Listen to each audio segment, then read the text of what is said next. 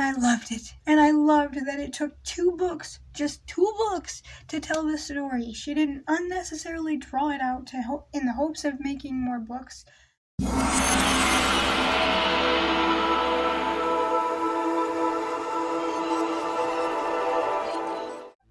Welcome back to a new book review. Now this one is going to be about the book Two Twisted Crowns, and this is the second and final book in the One Dark Window duology. So if you don't want this series spoiled for you, I don't recommend watching this video because I will be talking about it, and it is the ending of a duology that I think is really good. So if you want to read this book, I highly recommend it, and if you don't want it spoiled, don't watch what I have to say about it. Now with that said, let's get into the characters.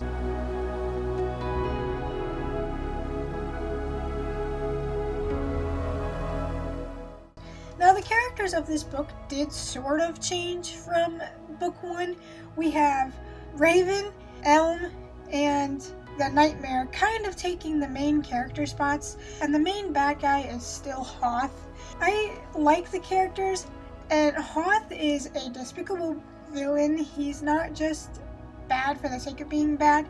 He kind of was brainwashed by his father. He was raised in a way that he was taught that magic was bad and all magic without a card had to be eliminated. So he's kind of got that little chip on his shoulder. Elm is the Hoth's brother and the second in line for the throne. And he really doesn't like his family for reasons we find out more of in this book. And then you have Raven, who is the main love interest and Elm's cousin. So it's all kind of interconnected in like family ties and talking about family ties, and I really enjoyed it. And also the Nightmare kind of takes more of a main character role in this, with Elspeth taking a backseat. And this book does switch into multiple POVs because of that, but this was done really well, and I don't normally like POV changes because it's jarring and it throws me out of the story for a moment, bringing me back to reality so I can switch in to the next character. But with that being said, let's get into my thoughts about this book.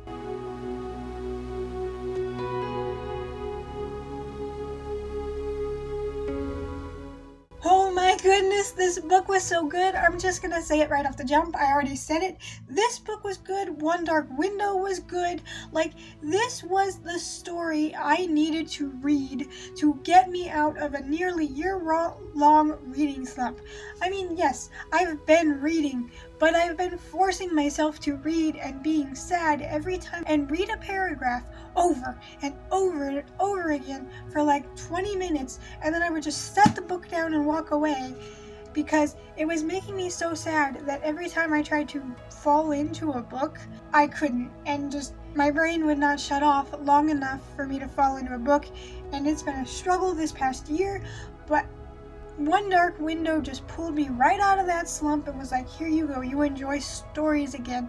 And I'm so happy about it. I'm so glad I read this duology, and I'm so glad that it was a duology, because I am really sick and tired of seeing fantasy stories that could have been a duology or a trilogy being forcibly stretched out and forced to have so much filler in them to be able to fill a certain amount of books.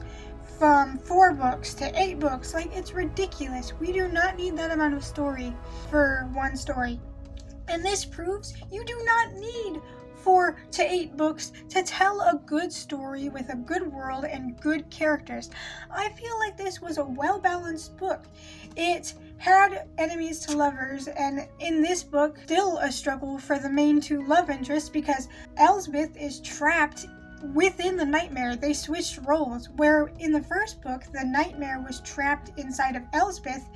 Elspeth in this book is now trapped inside the Nightmare after Hoth tried to kill her in the first book. Because the Nightmare took Elspeth over, he brutally wounds Hoth, which was deserved in the first book, but when you hear about everything he was doing that we didn't get to see him doing in the first book, it makes it all the sweeter to see the Nightmare put him in a coma and in a near-death state. And that makes me sound bloodthirsty. I know. I just love when evil, horrid people finally come around to get what's coming to them. Karma is a bitch, and it's gonna come to you eventually, and that's what I love to see. Especially when a villain is a genuine villain and isn't just a cartoon villain who's just a villain for the sake that the story needed a villain. He had a genuine reason to be a villain. He grew up being taught that magic without the use of a card was evil, and it was infecting and destroying humanity.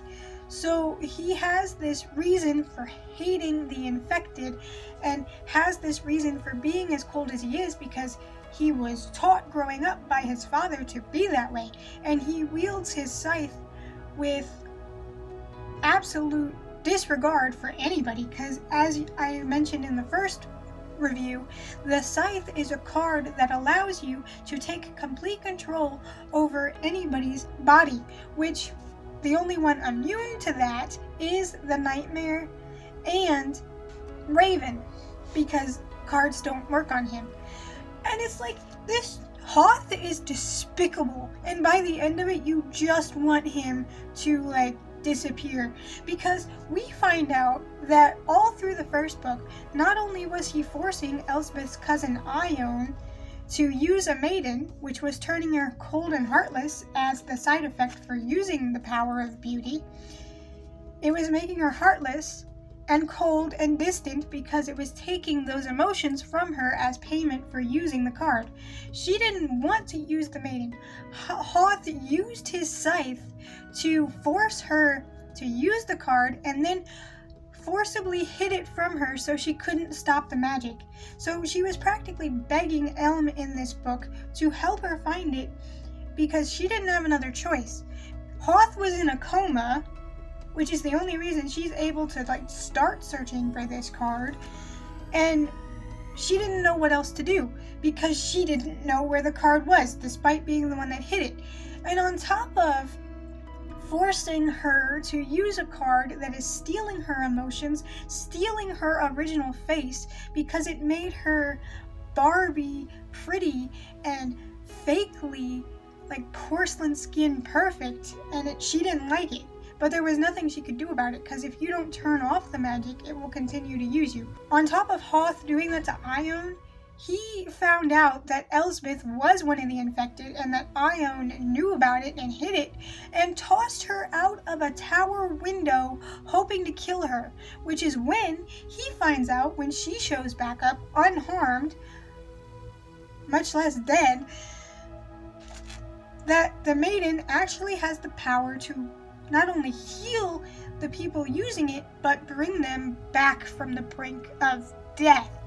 And so he tries to use that to his advantage. And on top of him using the Nightmare in that way to hurt Ione, which had me furious, because I would hate for my own body to be used against the people I love, out of my control, while I'm sitting there behind my eyes being I can't do anything, and it's I can't stop this because it's not me doing it. That would be a nightmare and a half, and I feel so bad for Ione.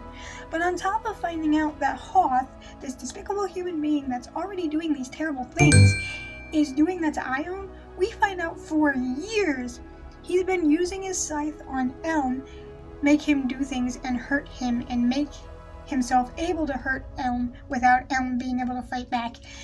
So he is just a despicable human being. He uses his scythe without mercy on anyone he wants to, because he can, which he's a horrible villain, and you have a reason to hate him.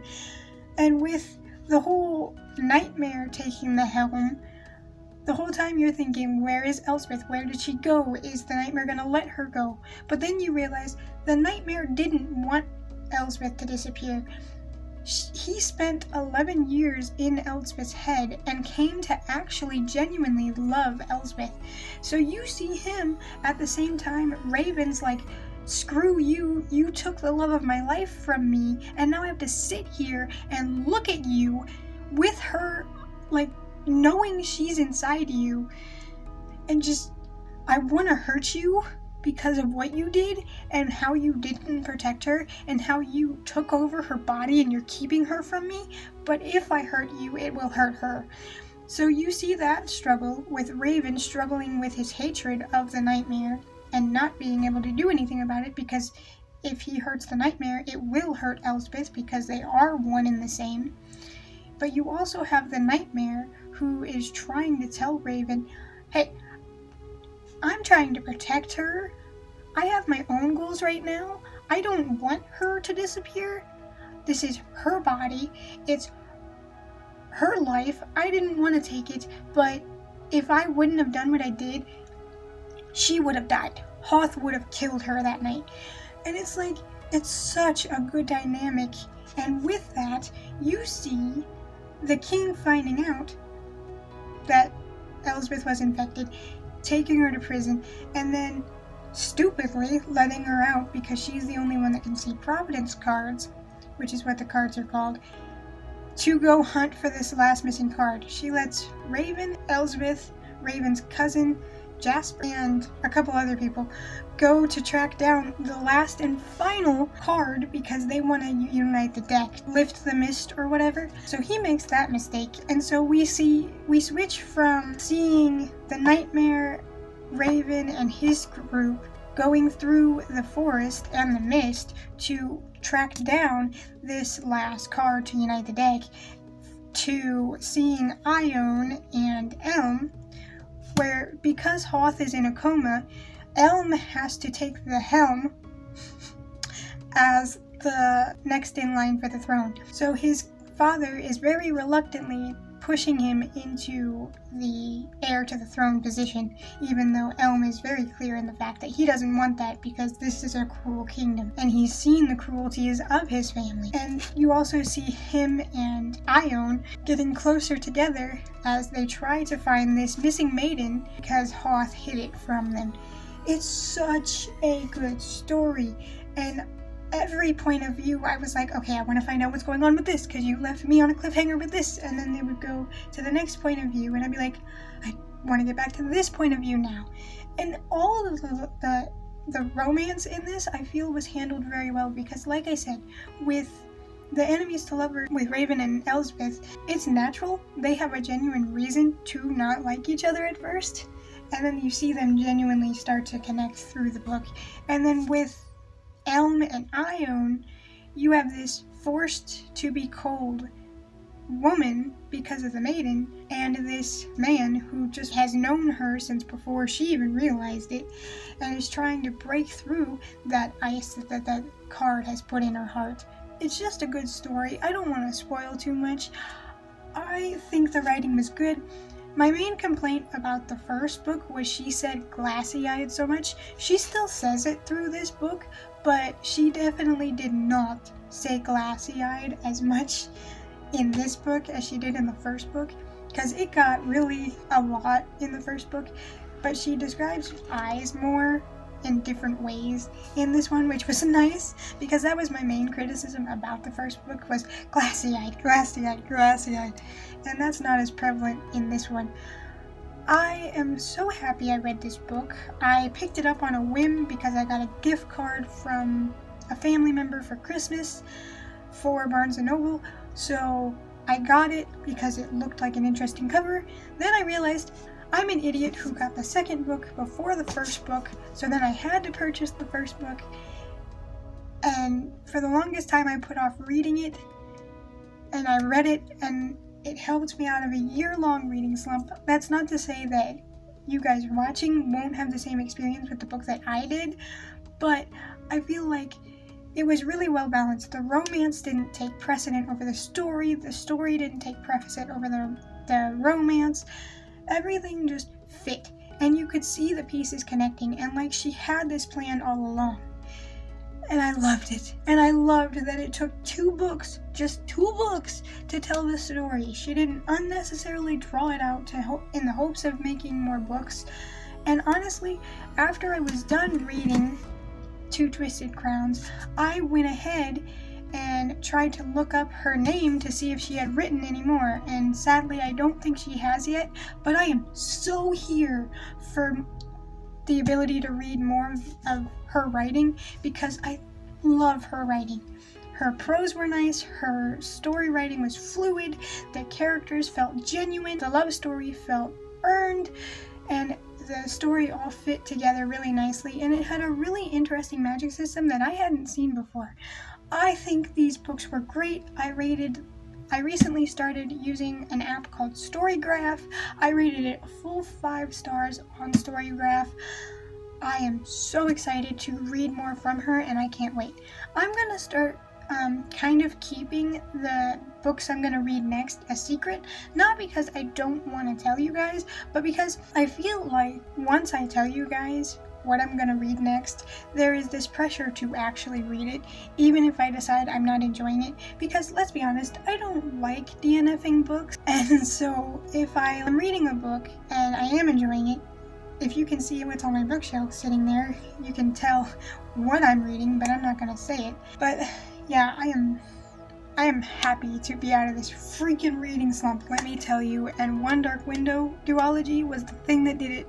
So I hope you guys enjoyed this. I probably got a little bit rambly, but hope to see you next time.